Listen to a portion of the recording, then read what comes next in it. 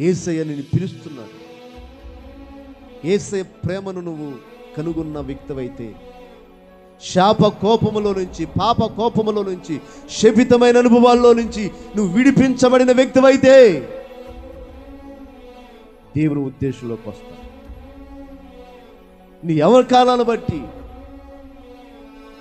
నీ అందచందాలను బట్టి, నీకున్న ధనం బట్టి, నీకున్న బలహీనతను బట్టి, నీకున్న రోగాన్ని బట్టి, అన్నిటిని బట్టి అతిశయిస్తున్నావు, అన్నిటిని బట్టి బాధపడుతున్నావు. మరి దేవుని చేతుల్లోకి ఎప్పుడు వస్తావు? దేవుని నిర్ణయంలోనికి ఎప్పుడు వస్తావు? దేవుని ఆలోచనలోకి ఎప్పుడు వస్తావు? ఒకసారి ఆలోచించే. దేవుని సన్నిధిలోకి నువ్వు వస్తే నిశ్చయముగా ప్రభువుని ఆశీర్వదించి దీవించునుగా. కడవరకు దేవుని సన్నిధిలో నమ్మకంగా కొనసాగు. కడవరకు దేవుని సన్నిధిలో నమ్మకంగా ఎదుగు. అప్పుడు దేవుడు నిన్ను దీవిస్తాడండి. హల్లెలూయా.